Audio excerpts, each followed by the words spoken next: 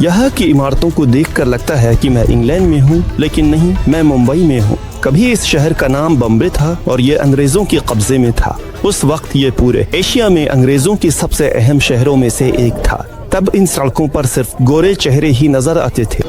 अब यहाँ गोरों में सिर्फ मैं ही हूँ। हम सब के दिल में इंग्लैंड के लिए नफरत है और उससे इनकार नहीं किया जा सकता।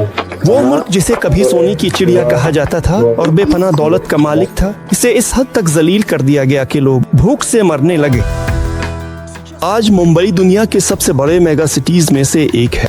इसकी आबादी 30 मिलियन के करीब पहुंच चुकी है, लेकिन पहले यहाँ सिर्फ पानी और चंद माहीगीरों के जजीरे हुआ करते थे।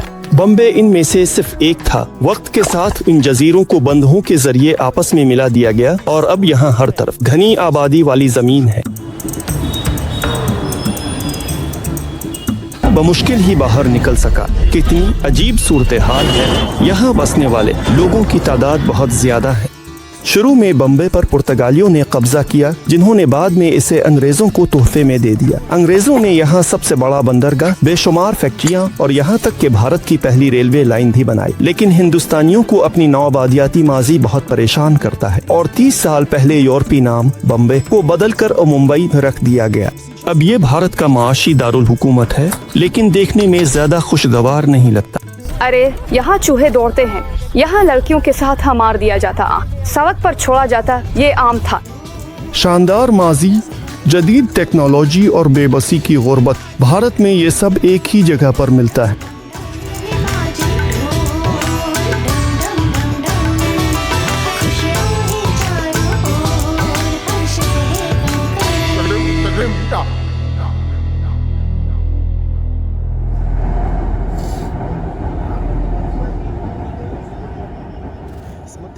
मुंबई में बारिशें कैसे होती हैं? गर्मियों और सर्दियों में, यानी खुश्क और मरतूब मौसम में इतना बड़ा फर्क है। अगर अप्रैल में सिर्फ आधा मिलीमीटर बारिश होती है तो जून में ये मिकदार 504 मिलीमीटर तक पहुंच जाती है। यानी इन दोनों के दरमियान सिर्फ एक महीना है, लेकिन फर्क 1000 गन्ना है। और ये है मुंबई हवाई जहाज से। कुछ इलाके अच्छी तरह रोशन हैं और साथ ही साथ अंधेरा भी है। ये गरीबों के इलाके हैं।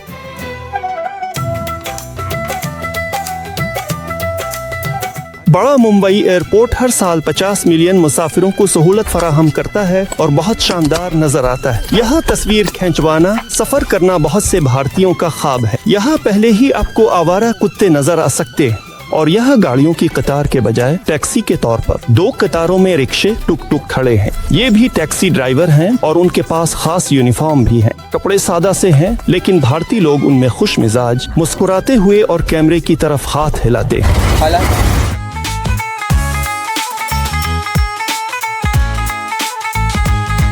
अगर मैं हाथ बढ़ाऊं तो टुक टुक से सीधा साथ चलती गाड़ियों को छू सकता हूं। और यहाँ मैं पहले से ही लोगों से भरे हुए ट्रेन से उतर रहा हूँ। वो मुश्किल बाहर निकल सका। इतने ज्यादा लोगों को एक जगह मैंने पहले कभी नहीं देखा। वक्त पर निकल आया। ये ट्रेन तो आग में है। लोग हर तरफ ट्रेनों से उतर रहे हैं और वैसे ही भरे हुए बसों में सवार हो रहे हैं। अगर जरा ऊंचा होकर देखें तो इस हुजूम का कोई इख्तिताम नजर नहीं आता। यहाँ तक के आसमान में भी लोग हैं। देखें, एक और लोगों से भरा हुआ जहाज आ गया है। आरामदेह माहौल में यहाँ खाना मुमकिन नहीं और भूखे लोगों को किसी दीवार के साथ खड़े होकर ही खाना पड़ता है। यहाँ बस बहुत ज्यादा लोग रहते हैं। लोग इस जगह में समा नहीं पाते। ये फुटपाथ नहीं है। मैं सड़क के बिल्कुल बीच में चल रहा हूँ, चलती गाड़ियों और टुक टुक को छूते हुए, क्योंकि और कोई रास्ता ही नहीं। मैं भी बस चौराहे पर चल रहा हूँ। जमीन पर जो भी खाली जगह होती है फौरन ही वहाँ दुकानदार आ जाते हैं। ज्यादातर खाने पीने की चीजें बेची जाती है। सब्जियाँ और फल सीधे इस गंदगी में पड़े होते हैं जिस पर लोग चलते हैं। ये अजीब नहीं लगता?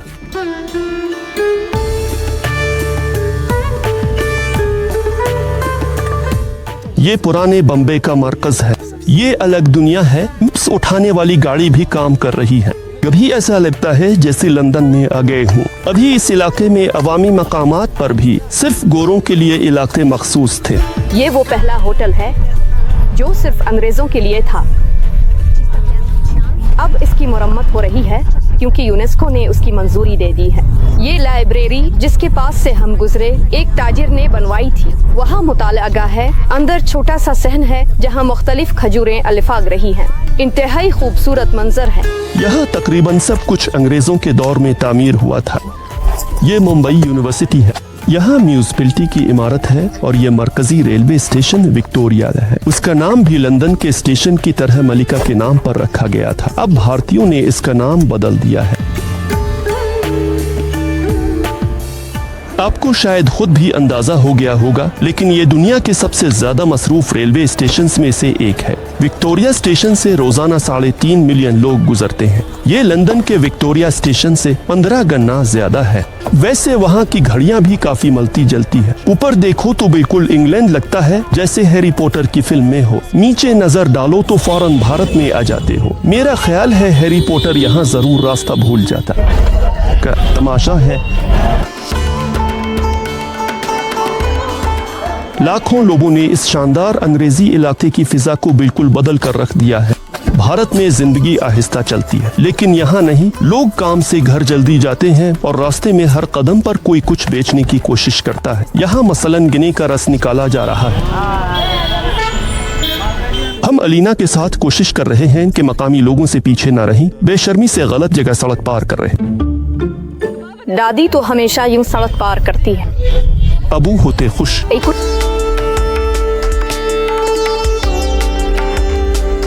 ये दरवाजे नौआबादियाती दौर की सबसे बड़ी अलामत है। यही पहली चीज थी जो भारत आने वाले अंग्रेजों ने देखी, और यही जगह शहर में आखिरी मकाम भी बनी उन बरतानवियों के लिए जो नौआबादियाती निजाम के खात्मे के बाद बम्बे छोड़ने पर मजबूर हुए थे। अब ये मुंबई में तस्वीरें खिंचवाने की सबसे पसंदीदा जगह है और लोग यहाँ चौक पर बैठना बहुत पसंद करते हैं।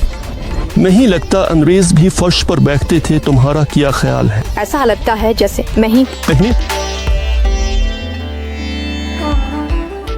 यहाँ से बरतानवी फौजी रवाना होते थे, अब भारतीय सैया रवाना होते हैं। यहीं पर खूबसूरत ताजमहल होटल है। कहा जाता है कि भारतीय सनतकार टाटा ने ये होटल इसलिए बनाया क्योंकि अंग्रेजों ने इसे गोरों के होटल में दाखिल नहीं होने दिया था, जिस पर वो नाराज हुआ। ये होटल भारतीयों ने आलमी मेयार के मुताबिक तकरीबन बगैर अंग्रेजों की मदद के तामीर किया। और वाकई ऐसे हिंदू थे जिनके पास बहुत ज्यादा पैसा था और वो ये पैसा अंग्रेजी इदारों में खर्च करते थे, तो फिर वो खुद ही ये शानदार इमारतें बनाने लगे। गांधी जब लंदन पढ़ने जा रहे थे, उनके पास फर्स्ट क्लास का टिकट था।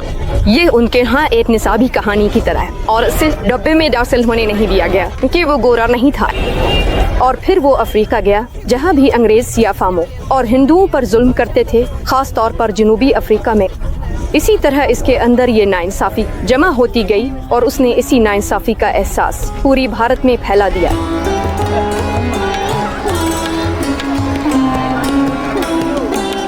इस लड़के का नाम आदित्य है। वो बासलाहियत तालिब इल्म है और अपने मुल्क से मोहब्बत करता है। आज वो एक कदीम मंदिर में घूम रहा था और उसने ये मनाजिर फिल्माए। हम सब जानते हैं कि इंग्लैंड ने तकरीबन 200 साल तक भारत पर हुकूमत की। ये एक ऐसा बाब है जो बैक वक्त काफी परेशान कुन और दिल गिरफ्ता महसूस होता है। ये वो दौर था जब हमने सनती इनकलाब देखा, लेकिन ये जवाल का दौर भी था। वो मुल्क जिसे सोने की चिड़िया कहा जाता था और जिसके पास बेपनाह दौलत थी, इसे इस हद तक जलील कर दिया गया कि लोग भूख से मरने लगे। इसमें सबसे अहम हिस्सा बंगाल का इलाका था, जो सबसे ज्यादा अमीर और खुशहाल इलाकों में शुमार होता था। इस हिस्से को इस कदर जिल्लत आमीज हालत तक पहुंचा दिया गया कि वहां कहत पड़ने लगे। सबसे मशहूर बंगाल का अजीम कहत था, जहां लाखों लोग बगैर खाने के मर गए। मैं ये कहूँगा कि हर शख्स का अपनी मुल्क की नौआबादियाती तारीख के बारे में अपना एक नजरिया है। हम सब के दिल में इंग्लैंड के लिए नफरत है और उससे इनकार नहीं किया जा सकता। भारत कभी दुनिया के सबसे अमीर मुल्कों में था। लोगों को खाने की कमी का सामना नहीं था, लेकिन जब अंग्रेज चले गए तो लोग वाकई भूख से मरने लगे, इस जगह पर जहां कभी नवाब रहते थे। मुझे सिर्फ अंग्रेजों के किए गए मजालिम की वजह से नहीं, बल्कि अपने ही हुक्मरानों की वजह से भी बहुत मायूसी और गुस्सा महसूस होता है, जो इस वक्त सही तरीके से अमल नहीं कर सके। हुकूमत और बाइख्तियार लोग इससे फायदा उठा रहे थे। हमारे लोग तकलीफ में थे और जिन्होंने ये मजालिम किए वो अब इस दुनिया में नहीं है, इसलिए हमें किसी को इसका इल्जाम नहीं देना चाहिए।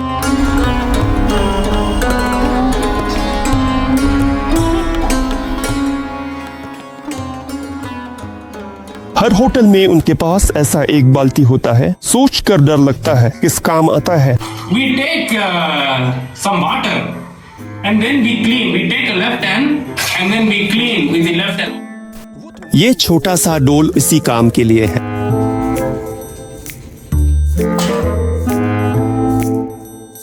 सारी रात छत पर चूहे दौड़ते रहे, यानी इस तरफ से जोर जोर से चल रहे थे। मैं तो बिल्कुल सो ही नहीं सका। मैं तसव्वुर कर रहा था कि वो मुझ पर हमला कर रहे हैं। मैंने मौसीकी सुनी और सिर्फ इसी तरह सो सका। कमरे में इंटरनेट नहीं है। बहुत बुरा। आपकी इंडिया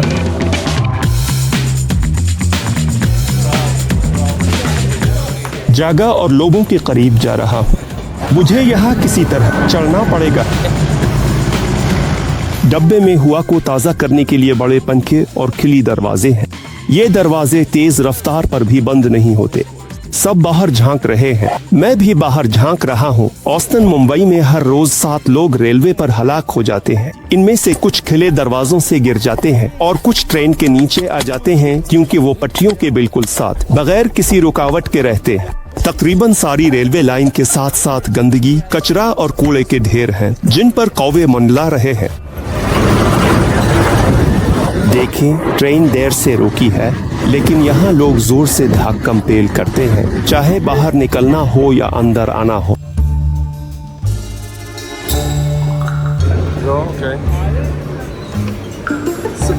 ट्रेन में कोई ना कोई आकर पूछता है मैं कौन हूँ। चैनल का लिंक दे देता हूँ। ये ऊंची इमारतें बताती हैं कि मैं मुंबई के मरकज के करीब हूँ, लेकिन यहाँ की फिजा खास तौर पर नहीं बदलती। लोग सीधे गंदी जमीन और दूसरी सतहों पर ही आराम कर रहे हैं। सड़कों पर इतना हंगामा है कि बसें स्टॉप तक नहीं पहुँच पाती और मुसाफिरों को सीधे सड़क के बीचों बीच से उठा लेती हैं।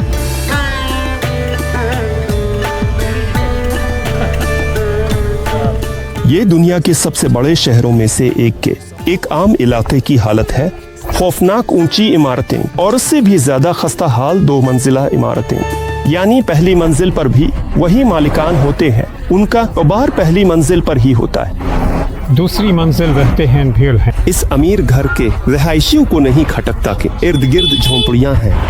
नहीं, बिल्कुल नहीं। यहाँ सब ऐसे ही रहते हैं, और जो लोग झोंपड़ पट्टियों में रहते हैं, मैं इनके बीच से गुजरा हूँ। पता नहीं कई किलोमीटर तक यहाँ इतने बड़े बड़े इलाके हैं जहाँ ये झोंपड़ पट्टियाँ हैं। चाहे वो मुस्लिम इलाके हों या हिंदू लोग, कोई फर्क नहीं पड़ता। वो सब एक जैसे हैं, एक ही तर्ज के, और बिल्कुल ठीक ठाक जिंदगी गुजार रहे हैं। अब हर झोंपड़ पट्टी में पानी की लाइन है, और कहीं ना कहीं किनारे पर अवामी बैत अलखला भी है, जो पहले नहीं थे, क्योंकि पहले सब कुछ ऐसी नदियों में और नालों में फेंक दिया जाता था। इसके बावजूद दुकानदार नहीं भूलते कि दोपहर को सूना है, अपनी रेड़ियां ढांप कर जाते हैं। और ये है भारतीय धोबी घाट। अजीब बात, लेकिन यही जगह यहाँ सफाई की अलामत समझी जाती है। यानी पुल की रेलिंग पर सीधे कपड़े हर सतह पर लटकाए गए हैं। ये है इंडिया जैसा कि वो है। यहाँ के लोगों की जिंदगी का मैयार इससे अंदाजा लगाया जा सकता है कि दुकानों पर क्या बेचा जा रहा है। इन टेलीविजन्स को तकरीबन 40 साल हो चुके हैं, फिर भी खरीदार मिल जाते हैं। खिड़कियों में पुराने कपड़े लटक रहे हैं। समझ नहीं आता ये कचरा है, कपड़े सूख रहे। खास तौर पर खुशहाल फ्लैट्स में जालियों पर गमले रखे हुए हैं। इलाके की सबसे साफ इमारत स्कूल है।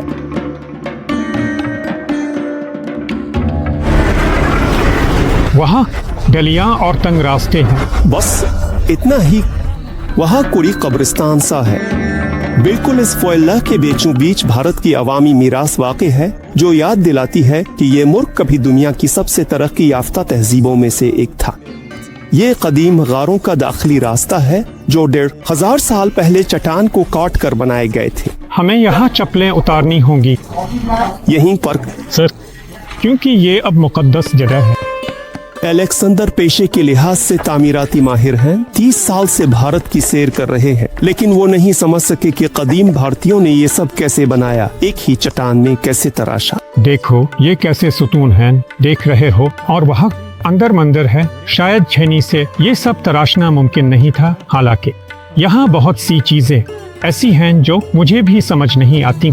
ये बहुत सख्त मवाद है, और दिलचस्प बात यह है कि ये नाजुक भी है।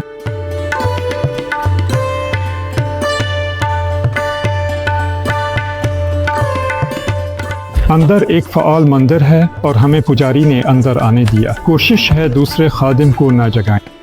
पूजा होती है, सब खुला रहता है। शिव पूजा होती है। 6ठी सदी में हिंदुस्तान में तेज़ी से हिंदू मत फैल रहा था। पूरे इलाके में इस तरह की बहुत सी चट्टानी मजहबी गारें तराशी गई थीं। ये सबसे पुरानी है जो देवी जोगीशूरा के नाम पर है।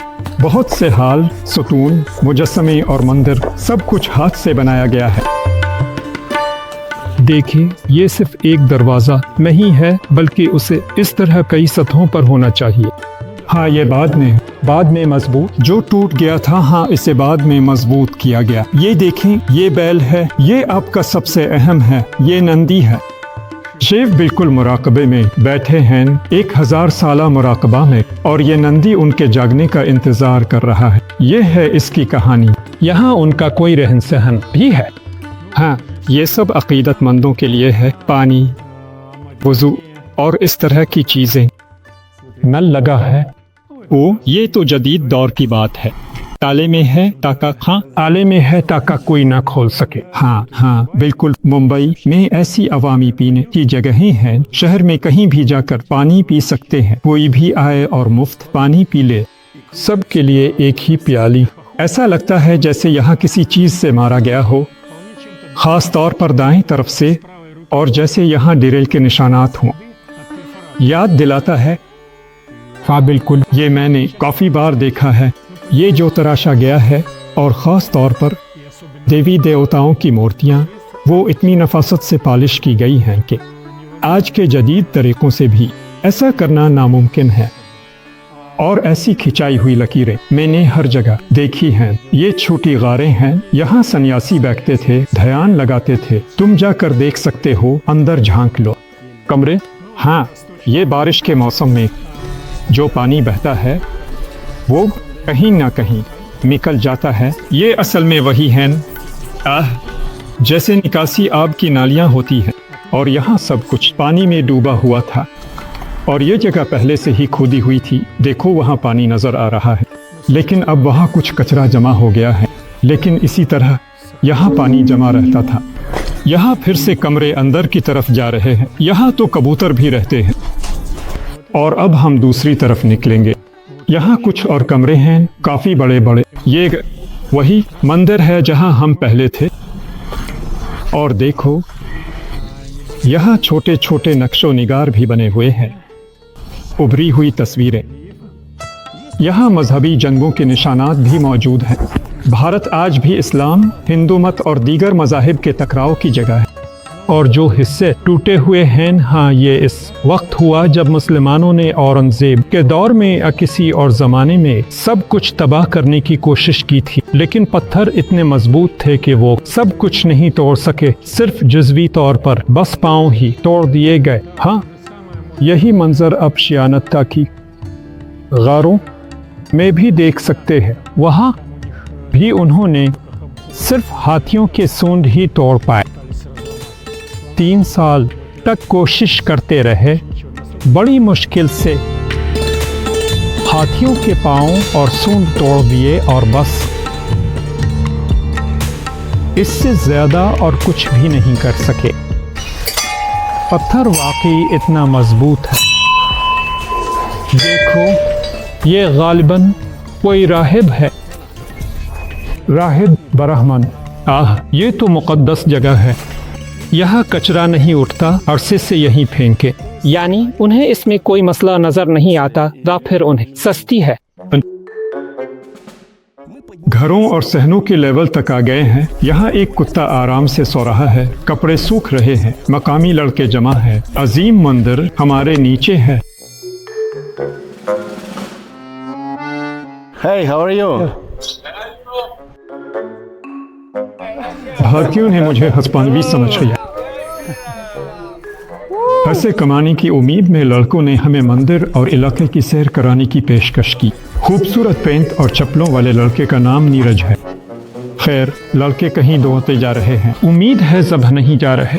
ये वाकई बिल्कुल ही बकवास है, सच में। इसी तरह हम एक छुपे हुए कमरे में पहुंचे जहां मुबैना तौर पर एक राहिब रहता है। यहाँ देवी देवताओं के लिए नजराना छोड़ना जरूरी है। मेरे पास Correct?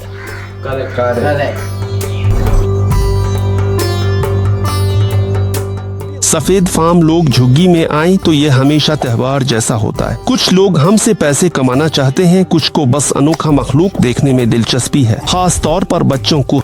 उनके लिए तो यहाँ ये वाकई एक बड़ा वाक़या। नमस्ते।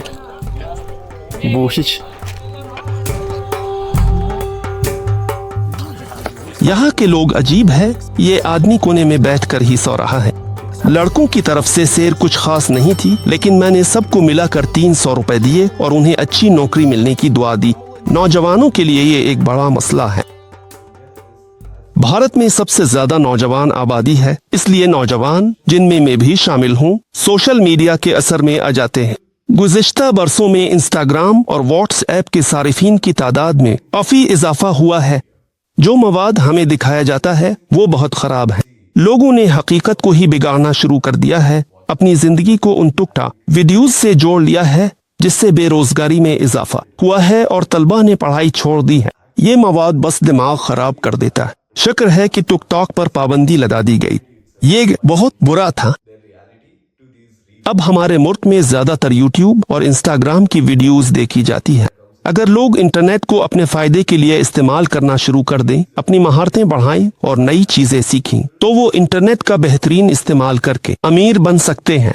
मेरी उम्र 20 साल है। मैं भारतीय शहर बंगलोर में पैदा हुआ। वहाँ बहुत से पार्क हैं। ये शहर जबरदस्त है। अपनी जिंदगी का ज्यादा हिस्सा मैंने आगरा में गुजारा, जहाँ ताजमहल है। मैं वहाँ मुंतकिल हुआ और तालीम हासिल की। आदित्य मेडिकल की तालीम हासिल कर रहा है और वो भारत के मुख्तलिफ इलाकों में रह चुका है। हम भारत को 3 हिस्सों में तकसीम करते हैं, मशरिक, मरकज और मगरिब। ये इलाके एक दूसरे से बहुत मुख्तलिफ हैं और यहाँ कई अलग अलग ज़बानें बोली जाती हैं जो एक दूसरे से मुख्तलिफ हैं। सकाफतें भी अलग हैं, यानी हम बिल्कुल मुख्तलिफ लोग हैं। मशरिक और शुमाल ये दोनों बहुत मुख्तलिफ हैं। जब मैं पहली बार भारत आया तो मुझे बहुत हैरत हुई कि भारतीय आपस में अंग्रेजी में बात करते हैं। अगर आप भारत को देखें तो ये कई रियासतों पर मुश्तमिल है और हर जगह अपनी अलग ज़बान है। इसीलिए अगर आप एक रियासत से दूसरी रियासत में सफर करें तो बातचीत करना बहुत मुश्किल हो जाता है। अगर आपको अंग्रेजी आती है तो आप कहीं भी जिंदा रह सकते हैं। जाहिर है कि इसका ताल्लुक नौआबादियाती माजी से है, क्योंकि बरतानवी पूरे भारत पर हुकूमत करते थे और अंग्रेजी एक मुश्तरका ज़बान बन गई थी जिसे हर रियासत इस्तेमाल करती थी। आज़ादी हासिल करने के बाद भी हम अंग्रेजी को सरकारी ज़बान के तौर पर इस्तेमाल करते हैं, हालांकि लोग चाहते हैं कि हिंदी कौमी ज़बान बने। ये बहुत मुश्किल है क्योंकि सब लोग हिंदी नहीं बोलते। अंग्रेजी हमारी तालीमी निसाब में भी बुनियादी ज़बानों में से एक है। हम उसे इब्तिदाई स्कूल से ही सीखते हैं। भारत भर में ज्यादातर तलबा उसे अच्छी तरह जानते हैं। मेरा ख्याल है कि जो लोग अंग्रेजी जानते हैं उनके पास अच्छी नौकरी हासिल करने के इम्कानात इन लोगों के मुकाबले में कहीं ज्यादा हैं जो उसे नहीं जानते। हिंदुस्तानी जबानों में माहिर होते हैं और बहुत से लोग कई जबानें बोलते हैं। इसीलिए अलीना भारत आई है ताकि उन्हें रूसी जबान सिखा सके। यही इसका कमरा है। हम करेंगे। आप यकीनन बहुत जल्द करेंगे इंशाअल्लाह।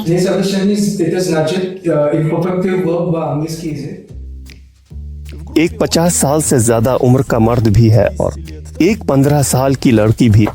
साथ ही साथ 25 और लोग ऑनलाइन मौजूद हैं। आइए, मैं ऐसे कैमरा मेरी तरफ। मैंने होमवर्क कर लिया है। मुस्तकबिल में मैं होमवर्क करूंगा। कल खुदा हाफिज। खुदा हाफिज। होमवर्क शीट में भेज दूंगा। आज ये पढ़ा था। जब मुस्तकबिल, माजी और नाकिस अफ़ाल का ज़माना। बच्चों के दिमाग कैसे घूम जाते हैं।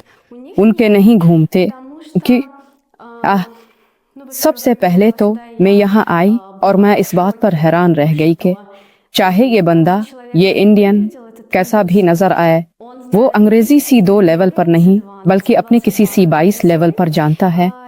और वो 100% मुझसे बेहतर बोलेगा। ऐसा लगता है ना कोई तीसरी दुनिया का मुल्क जो कहीं बहुत दूर है, जहाँ सब कच्ची आबादियों में रहते हैं, जहाँ किसी के पास कुछ नहीं है और बस उनकी तालीम का मेयार और हमारी सकाफती शनाख्त को समझने का उनका अंदाज बहुत दिलचस्प है। वो भारत का मवाजना रूस से करते हैं। क्यों? वो रूसी जबान सीखते हैं, ये कहते हुए कि रूस और भारत तकरीबन तारीख के भाई हैं, यानी दोनों ममालिक के दरमियान गहरा रिश्ता है। ये एक बहुत कसीर अलकौमी और कसीर लिसानी इलाका है। वो रूसी आते हैं इसलिए।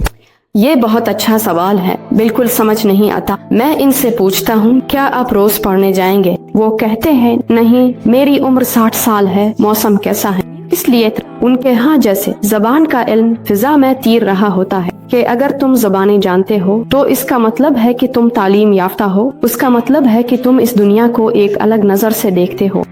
अलीना रजाकार बिला मुआवजा काम, इसीलिए इसने एक मुकाबला भी जीता था। 30 बेहतरीन मास्टर्स के फातिहीन वो मुख्तलिफ तरबियती मराकज़ में भेजा गया है। मुझे मुंबई भेजा गया था। दूसरे इख्तियारात ताजिकिस्तान, किर्गिज़स्तान थे। Да, почему нет? Да, монолингвальная аудитория. लहजा इतना ताकतवर है कि मैं समझ नहीं पाती। कहती हूँ मुआफ, मैं आपकी जबान नहीं बोलती। वो नाराज हो जाते, वो मुझसे अंग्रेजी में बात कर रहे। मेरे लिए ये सब कुछ कस्टम पर शुरू हुआ। वो मुझसे अंग्रेजी में बात करना शुरू करता है। कुछ अंग्रेजी अल्फाज हैं, लेकिन सोतियात की वजह से मैं नहीं समझ पाई। मैंने कहा ये मेरे कागजात हैं, सब ले लें। मालूम आप क्या चाहते हैं?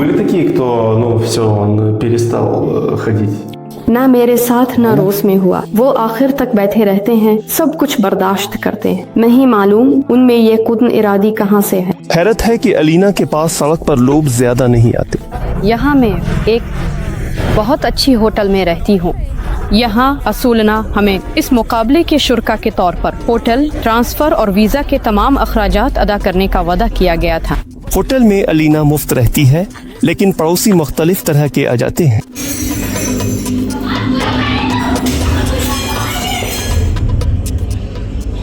इस वक्त मैंने रिसेप्शन पर फोन किया, कोशिश की, कहा वहाँ वो एक दूसरे को मार रहे हैं। जब तक मैं नीचे पहली मंजिल पर नहीं गई और वीडियो नहीं दिखाई, कोई खास रद्द अमल नहीं आया। फिर भी मेरे भारतीय साथी कहने लगे, तुम क्यों मुदाखलत कर रही हो? अल्लाह, अगर वो बंद दरवाजे के पीछे एक दूसरे को मार रहे हैं तो इस पर रद्द अमल देने की जरूरत नहीं।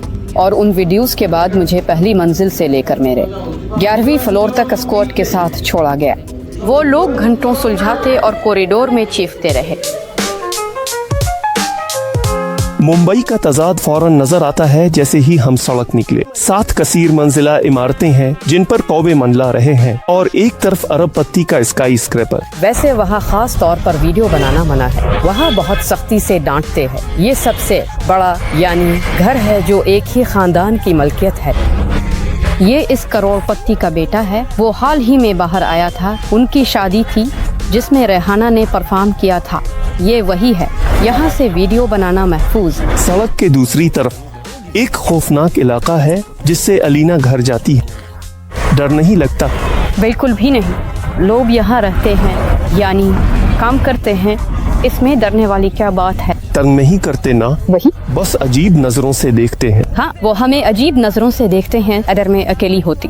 2 गोरे इस बाड़ के पीछे उसे ढांप दिया है, लेकिन वहाँ एक पूरी बस्ती है जहाँ बेघर लोग रहते हैं। वहाँ इसलिए कि ना सुने, ना देखें, ना जगहें देखें, ये सब कुछ ढांप दिया गया है। असल में दूसरे मकामात पर वो पिल्लों के नीचे रहते हैं। वहाँ कुछ नहीं, बस कचरे और मिट्टी के ढेर। जैसे ये सब कुछ बनाया गया था, सब कुछ वैसा ही है। जिन किस्मत अच्छी थी उनकी झोंपड़ियाँ गिराएं, उन्हें नए घर का मुआवजा दिया गया। यहाँ आप सिर्फ जा सकते हैं। मिसाल के तौर पर ऐसी इमारत की तरफ करीब ही एक गाय खाना होगा। बिल्कुल इसी के साथ साथ इस कम्प्लेक्स शॉपिंग सेंटर के साथ ये सब कुछ उनके यहाँ ऐसा ही है। गाय जहाँ चाहे घूम सकती है। क्या करना है वो बिल्कुल यहीं रहती है। उनके अपने घर नहीं है। सर पर छत है। हाँ, सर पर छत है। बारिश में, बर्फ में, खैर बर्फ तो नहीं, लेकिन बारिश के मौसम में भी यहीं रहते हैं। बारिश, धूल, सब कुछ खुला है, बारिश हो या धूल। आप उनके पास जा सकते हैं, बात कर सकते हैं, वो खुश हो जाएंगी, कभी आपको कुछ दे देंगी, जैसे कोई छोटी चीज। इसी तरह जिंदगी गुजारती है। ये वो लोग हैं जिनके पास रहाइश है, चाहे जैसी भी हो, लेकिन रहाइश तो। 3 बाई 3 मीटर की छोटी छोटी कमरे, फिर भी जैसा भी है। अलेक्जेंडर को मुंबई में काफी अरसा हो गया है, लेकिन ये टैक्सी ड्राइवर नया है और अंग्रेजी नहीं समझता। देखने में मेट्रो रास्ते में रुकावट है, कहो तो उसे बिल्कुल समझ नहीं आता, बिल्कुल जीरो। ठीक है, फिर भी फौरन कोई ऐसा मिल गया जो अच्छी तरह समझता था। टुक टुक में मीटर लगा होता है, इसलिए भाव ताव करने की जरूरत नहीं। वहाँ बाकी पैसे और यूलिया है, मुझे यकीन है कि खुद ही उनसे पूछना चाहिए कि किराया कितना है या कैसे। मीटर चिल्लाते हैं, हाँ, फिर चल पाता है ना। एक एक पैसे का हिसाब लेते हैं। 23 से शुरू, आगाज है, तुम बैठे बस, ये आगाज है। मोटरसाइकिलों का ढेर, झाड़ियों में छुपे बदसूरत इमारतें और फोयल्ला। जिस घर में अलेक्जेंडर रहता है वो सब कुछ से बिल्कुल दीवार के इस पार है और यहाँ अब भारत नहीं है। माली, जिम, स्विमिंग पूल और बिलियर्ड के टेबल्स है। दोपहर के वक्त सबको आराम का वक्फा मिलता है ताकि वो सो सके। 2 बजे से 4 बजे तक सब कुछ बंद हो जाता है, सब सोते हैं। यहाँ स्विमिंग पूल है जो बच्चों के लिए बड़ों जैसे हैं और बच्चों के खेलने मैदान भी है। ये 45 मंजिला इमारत है, हकीकत में मीटर्स में इससे भी ज्यादा। यहाँ तकरीबन 50 मंजिलें और 2 मंजिलें मर्दों के स्पा सैलून के लिए हैं। यहाँ भाप का कमरा भी है, पार्किंग भी है हमारे पास। यहाँ खुशगवार माहौल है। ये पार्क है, नीचे फुटबॉल का मैदान भी है। ये पार्क किस मंजिल पर है? 8वीं पर, लेकिन यहाँ मंजिलें आम 2-2.5 मीटर से कुछ ऊंची हैं, इसलिए मीटर्स में ये ज्यादा होगा। और वैसे भी वहाँ भी अब कुछ कर सकते हैं। यहाँ टेनिस के टेबल्स हैं, शतरंज है, जो चाहे वो खेल सकता है। अब मुफ्त में आकर खेल सकते हैं। इस इमारत में हुकूमत के लोग रहते हैं। जब वो आते हैं तो सड़कें बंद कर देते हैं, बेंचें हटा देते हैं और ये सारे छोटे कारोबारी भी हटा देते हैं। यहाँ से गोरगांव और हमारे इलाके का अच्छा मंजर नजर आता है। ये इस तरफ से कुछ इस तरह दुखता है। अभी तो सच पूछें तो कोहर है, ऐसा ये दरमियाना तबका है, तकरीबन इसी तरह रहता है। हमेशा समौम नहीं, हल्की हुआ आती है तो सब कुछ उड़ा ले जाती है। वहाँ अभी भी जल रहा है, जाहिर है ये सब ऊपर उठ जाता है। धूल, ऐसा स्मॉग, लेकिन कभी कभी साफ नजर आता है। 5 किलोमीटर दूर ही समंदर, सब कुछ। पागोडा नजर आती, विपासना वाले वहाँ बड़ी पागोडा बना रहे। सिर्फ आपका बोशट बनता है ना? अपने पकाया था। हाँ, रोटियां यहाँ पराठे कहलाती हैं। मैदे के साथ वैसा नहीं होगा, वो वीज नहीं कर। ये ठीक करता है। हाँ, बेहतर है इन सब से। क्या ऐसी चीज खाई जा सकती है? क्या वो गंदी या बैक्टीरिया वाली होगी? चाहे वो तंदूर से ही क्यों ना हो, लेकिन फिर भी कहीं ना कहीं जब अब देखेंगे कि वो कैसे पकाते हैं। सब कुछ बाहर सड़क पर होता है, वो प्लेटें सीधी गंदे पानी में धोते हैं, तो ये बिल्कुल मुमकिन है कि कुछ ना कुछ लग जाए। ये इन्फेक्शन है, या तो मुद्दत खत्म हो गई हो या कहीं और से हो सकता है। बैक्टीरिया होगा, हो सकता है। हाँ, जो दोबारा लिखते हैं ये पुराना है, वो जर्दी के आदी है। बालकोनी पर पूरा एक बाग और बारबेक्यू का इलाका है। यहीं कबाब भूनते हैं। ये टमाटर है ना? हरी मिर्च है। ये चीज आप यहाँ चिल्लाते हैं। ये गर्ल, हम ये कुर्सी थोड़ा सा हटा देते हैं, बस इतना ही। Gas cylinder girl. और फिर वेंटिलेशन भी काफी सीधी होती है ना? दीवारों पर भी कालत नहीं लगा। ये बिल्कुल ठीक है। अलेक्जेंडर 69 साल के हैं और लगता है भारत उन्हें जवान रखता है क्योंकि वो मुल्क का सफर कर चुके हैं। आपने ये जगहें कितने अरसे में देखी है? 2007 से। कितने किलोमीटर होंगे अंदाजा है? मैं बता सकता हूँ कि मैंने पैदल कितना सफर किया है। 4 साल में तकरीबन 40,000 किलोमीटर। बस थोड़ा सा, बस इसी तरह। इस्तिवा बराबर आइए इनके मुहिम्मात पर नजर डालें। ये इसके बालकोनी पर पाथन है और यहाँ उसने 3 बैलों की लड़ाई फिल्माई, 2-1 के खिलाफ, जो ना हार मानता है ना भागता है। और साहिल पर जब पानी उतरता है तो क्या कुछ नहीं मिलता, यहाँ तक के कुत्ते भी हैरान रह जाते हैं। ललेंगे और ऊपर ये दूसरा केकड़ा और फावगा मछली है। दिखाओ क्या कर सकते हो। वाह क्या बात है, वाह क्या बात है, वाह। वो हमला कर रहा है, दौड़ गया दौड़ गया दौड़ गया। अब ये जल्दी से जमीन में छप जाएगा। बस ये फावगा मछली पानी के बहाव का मुकाबला नहीं कर सकती, इसे किनारे पर फेंक दिया जाता है। ये जिंदा है, अभी हम उसकी मदद करते हैं। खूबसूरत। मुंबई में सिर्फ सड़कें और झोंपड़ पट्टियां ही नहीं हैं, यहाँ बहुत ही शानदार सब्ज पार्क भी है। ये है संसार का पहिया घूम रहा है। ऐसा मंजर सिर्फ भारत में देखने को मिलता है। कोई गायों को नहीं हटाता। इंतजार करेंगे, रास्ता निकलेगा, गाड़ियां निकल जाएंगी।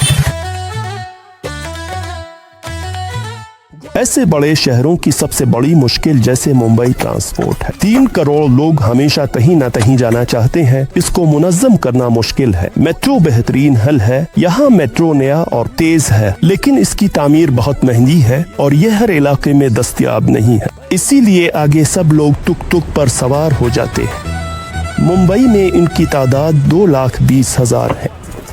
कुछ इलाकों में टुक टुक पर पाबंदी है, मिसाल के तौर पर पुराने बम्बे में। बाकी इलाकों में ये कलील फासले की मकबूल सवारी है। रोजाना 5 मिलियन लोग उसे इस्तेमाल करते हैं और एक सफर की कीमत तकरीबन $0.50 है।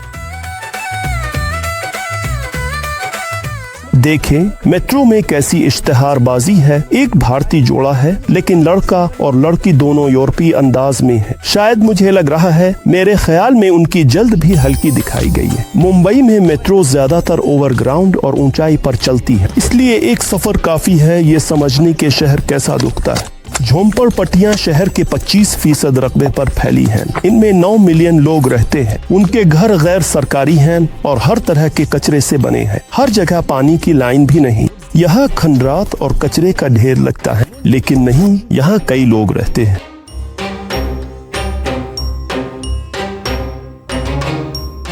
मेट्रो स्टेशन के करीब आते ही अचानक तहजीब नजर आती है, जो झोंपड़ पट्टी के रिहायशियों की पहुंच से बाहर है। यहाँ गरीब लोग सिर्फ नौकरी या खिदमत के लिए आते हैं, हालांकि वो अमीरों के साथ एक ही सड़क पर रहते हैं। मुंबई मेट्रो की तामीर जारी रखनी होगी। तामीर के मरहले में स्टेशन यूं नजर आता है, यहाँ लगता है काम रुका है। नई स्टेशनें वाकई हैं, मैं एक पर पहुँच गया। इस लाइन पर अभी कम लोग सफर करते हैं क्योंकि इस पर सिर्फ चंद स्टेशनें हैं। ये भारत में पहला मकाम है जहां मैं अकेला हूँ। आदित्य का मानना है कि भारत आहिस्ता सही बेहतर हो रहा है। भारत की तरक्की के बारे में बात करना मुश्किल है। इस पर 2 नुक्ता नजर हैं। अगर हम GDP, तरक्की की रफ्तार और हमारे मुल्क में अरबपतियों की तादाद की बात करें तो ये सच है, हम तरक्की कर रहे हैं।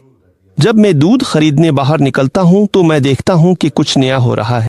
हर वक्त नए कैफे, नई कंपनियां, नई टेक्नोलॉजीज हर घर में आ रही हैं। इंटरनेट का असर भी पिछले 5 से 10 सालों में बढ़ गया है। आप नकदी के बगैर सबसे छोटी लेन देन भी एक क्लिक में कर सकते हैं। आप हर दुकान पर QR कोड्स देखते हैं जिनके जरिए अदायगी की जा सकती है। तो मैं पुरयकीन हूँ कि भारत वाकई बेहतर हो रहा है। Алина в Индии не только учитель, но еще и библиотекарь. ये बेतरतीबी मैंने की।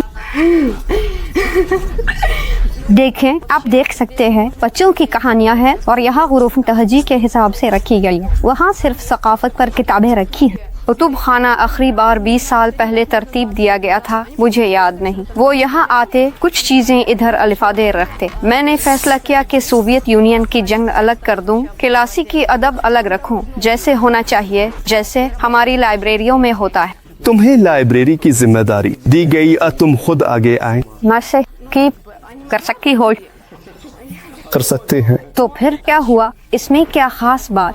मैं ये काम 1.5 हफ्ते से कर रही हूँ। अगर तुम्हें मालूम न हो हाँ, अब कुछ न कुछ तो आगे बढ़ा है।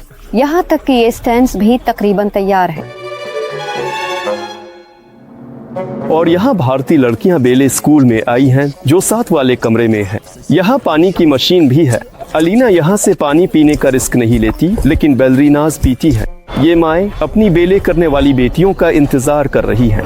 हाँ, वो सब कुछ ले लेते हैं। यहाँ लड़कियों के साथ बहुत संजीदगी से पेश आते हैं। कैसे? यहाँ तो अरसे तक लड़कियों को बिल्कुल भी नहीं। अगर तुम्हारे यहाँ बेटी हो जाए तो ये बुरा समझा जाता है। घर में गम आ जाता है। हाँ, इनको मार दिया जाता था, ये तो सबको मालूम है। उन्हें सड़कों पर छोड़ दिया जाता था। यहाँ अब भी ऐसी स्कूलें मौजूद हैं जो यतीम लड़कियों के लिए हैं। लोग बेटियों छोड़ते हैं। अब ऐसा नहीं, इतना नहीं लगता है वाकयात होंगे। ये बात लोगों के जहनों से इतनी आसानी से नहीं निकल सकती। इसीलिए अब लड़कियों के साथ ज्यादा हिफाजत वाला रवैया अख्तियार किया जाता है। वो उनका इंतजार करते हैं, उन्हें स्कूल तक छोड़ आते हैं। लड़कियों के मामले में एहतियात बरती जाती है और अगर अपने बसों में सफर किया हो तो खवातीन के लिए मखसूस नशिस्तें होती हैं। यूँ लगता है जैसे लड़कियों ने अपने हुकूक हासिल कर लिए हैं। ये बहुत लिबरल रियासत है। यहाँ ख्वातीन के स्कूल और यूनिवर्सिटियाँ हैं और ख्वातीन अपने हुकूक के लिए आवाज़ उठाती हैं और कहती हैं ये हमारी जीने और तालीम का हक है, ये हमारा हक है। 30% हक नहीं था, इसीलिए तो लड़कियों को मार दिया जाता था। और क्या, देखें जहेज चाहिए। टैक्सी की सीटों पर प्लास्टिक के थैले लगाना बेहतरीन आइडिया है, क्योंकि बाहर बहुत ज्यादा गंदगी है और हमेशा सामान ले जाने की चैंपियनशिप चल रही होती है। ये रहा रेडियो में सबसे बड़ा फातिह और ये इंसान चौंध अपनी जसामत से 20 गन्ना ज्यादा वजन उठा रहा है। यहाँ बांस से बने तामीराती जंगले लगे हैं, टेढ़े मड़ई हैं, ये भी खुद इमारत भी। ये वो इमारत है जिसमें होटल और गेस्ट हाउसेज हैं। इंटरनेट पर रहाइश किराया पर लेते वक्त बहुत एहतियात करनी चाहिए। और इस सब के बीच सबसे खूबसूरत और साफ सुथरी जगह गवर्नर की रहाइश गाह है। भारत में इतने ज्यादा लोग हैं कि इंतखाबात में उन पर काबू पाना मुश्किल होता है। हर वोटर को खास स्याही से निशान दिया जाता है। ये इसलिए किया जाता है कि आप दोबारा किसी और पोलिंग स्टेशन न जाएं, आप किसी और के जाली कागजात इस्तेमाल न करें। वहाँ बड़े कागजात थे, फोटो खींचने की इजाजत नहीं थी, कुछ मखसूस इलाके थे और लोग अपने पासपोर्ट और दस्तावेजात के साथ जा रहे थे। जाहिर है वो मखसूस पोलिंग स्टेशन से मुंसलिक थे, उन पर निशान लगता है, यानी मैंने वोट दिया। ये लाइब्रेरियां हैं, ये ऐसे ताजिर हजरात के घर हैं जिन्हें अब किसी और चीज में तब्दील कर दिया गया है, जैसे लाइब्रेरियां, यूनिवर्सिटियां। तुम लाइब्रेरियों में जाते हो ना? हाँ बिल्कुल, आखिरकार अपना फैकल्टी कैसे हो सकता है। ऊपर जाओ, सब ठीक करो। हर जगह दिल चाहता है सब कुछ धो दूं, सब कुछ एंटीसिपेटिक से साफ कर दूं और वेंटिलेशन चला दूं। बेहतर है कि सफाई करने वाले आले से शुरू किया जाए। हाथों से खाना तो नहीं क्या? मैं आदी हूँ कि किलो ये चावल चम्मच और कांटे से खाऊं। अब ये आदत छूटती नहीं। मेरा हाथ वैसे भी इस तरह नहीं मोड़ता, मुझे नहीं मालूम, वो तो बिल्कुल ही अलग तरीके से। हाँ, उनके हाथ की कोई खास शक्ल बन जाती है। वैसे तुम यहाँ फारग वक्त में क्या करती हो? शुरू में मैं अपने होटल के इर्द गिर्द मोहल्ले में कैमरा और मोनोपोड लेकर घूमती थी। ऐसा सोचती थी, यार उम्मीद है मुझे कोई मारेगा नहीं। मैं सब कुछ रिकॉर्ड करती थी, यानी कि मेरे पास कोई सबूत हो कि मैं कहाँ हूँ, और साथ ही अपनी माँ को भेज देती थी। कभी ऐसी जगह गई हो जहाँ चूहे, कचरा सब कुछ हो? यहाँ चूहे दौड़ते हैं, जाने की जरूरत नहीं। कचरे के पास 10 मिनट रहो, चूहा गुजर जाएगा। यहाँ चमगादड़ें भी चीखती हैं और यहाँ कोई भी बहुत ज्यादा है।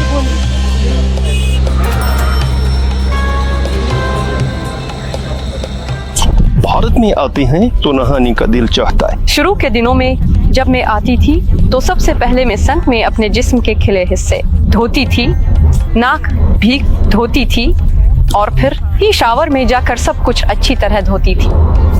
यानी हालात इतने खराब थे और मैं यहाँ किसी भी इन्फेक्शन से डरती थी, क्योंकि यहाँ बहुत गर्मी है और इन्फेक्शन वहीं फैलता है जहाँ गर्मी हो। मैं सोचती थी कुछ ना लग जाए, कुछ हो तो मर जाऊंगी। गोलियाँ लाई हूँ, चाहिए मैं बांट सकती हूँ। चिल्लू दो, मैं घबराई। मेरे पास एंटीबायोटिक्स हैं, एलर्जी की कुछ दवाएं, कुछ एंटीवायरल ड्रॉप्स, 4 पैकेट है। तो अब कुछ सुकून आया।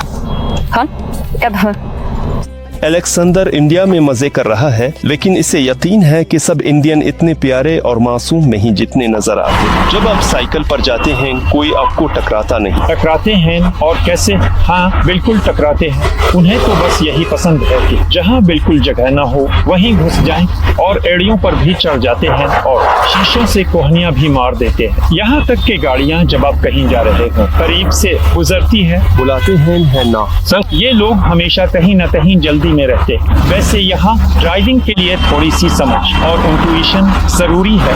यहाँ सब लोग बस इंट्यूशन से ही गाड़ी चलाते हैं। कवानीन के बावजूद सब खिलाफ वर्जी करते हैं। अगर जरूरत हो तो वो वही यूट्रेन लेकर दरमियान से गुजर जाएगा। हाँ, सब लोग ऐसे ही गाड़ी चिल्लाते हैं। किसी बाइक वाले ने मुझे काट दिया और मैंने हल्का सा मोड़ लिया और पीछे मेरे और गाड़ी के दरमियान इतना सा फासला था। कोई लड़की वहां से निकलने की कोशिश कर रही थी और उसने भी अचानक मोड़ लिया। आखिरकार उसने अपनी बाइक वहीं छोड़ दी और मुझ पर चीखने लगी और फौरन ही बहुत से हिंदुस्तानी वहां जमा हो गए बस देखने के लिए। कभी कभी कोई हिस्सा लेना भी चाहता है। उन्होंने मुझे हाथों से पकड़ना शुरू कर दिया। मैंने जाहिर है उसका हाथ झटक दिया। पुलिस आ गई। खैर आधे घंटे बाद हाँ कुछ खास नहीं हुआ। आदित्य एक ज़हीन लड़का है और उसके मुख्तलिफ मुल्कों में दोस्त हैं। मैंने अभी तक भारत नहीं छोड़ा, लेकिन मैं वाकई 3 ममालिक जाना चाहता हूँ जिनके बारे में मैंने फिल्मों, किताबों और दोस्तों से सुना है। पहला मुल्क जापान होगा। जापान ने कुछ हैरत अंगेज किया है। उसने अपनी कदीम रवायात, सकाफत और तारीख को जदीद रुझानात के साथ जोड़ने में कामयाबी हासिल की है, जिनकी पैरवी मगरबी ममालिक करते हैं। दूसरा मुल्क जर्मनी होगा, क्योंकि मेरा भाई वहाँ पढ़ने गया था और उसने मुझे बहुत सी वीडियोस दिखाई और अपना तजर्बा सुनाया। यही एक वजह है कि मैं इस मुल्क को देखना चाहता हूँ। और आखिरी मुल्क मशरिक वस्ता का मुल्क होगा अमारात।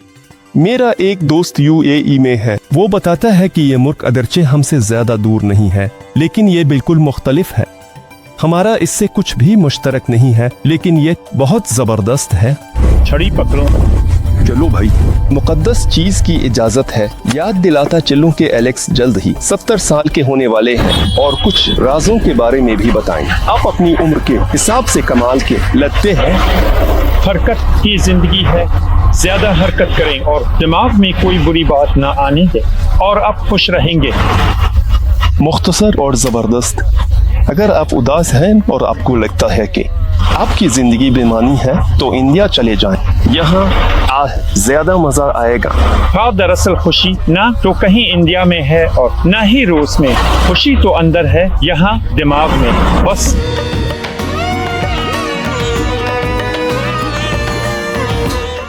यकीनन अगर मुंबई को देखें तो इंडिया दुनिया की सबसे साफ जगह नहीं है, लेकिन अगर लोगों के दिमाग में झांकें तो सब कुछ बिल्कुल मुख्तलिफ है और ये मुल्क एक मेहरबान और आज़ाद जगह की तरह लगने लगता है। अपना दिमाग खुशी से भरो और अगर आपको ये किस्त पसंद आई हो तो वोवा कारमानोफ चैनल को सब्सक्राइब करें। ऐसे और भी बहुत से होंगे। मैं तो बिल्कुल गंदी कपड़ों में जा रहा हूँ, लेकिन साफ ख्यालात के साथ कि मैं फिर लूटूंगा। अलविदा।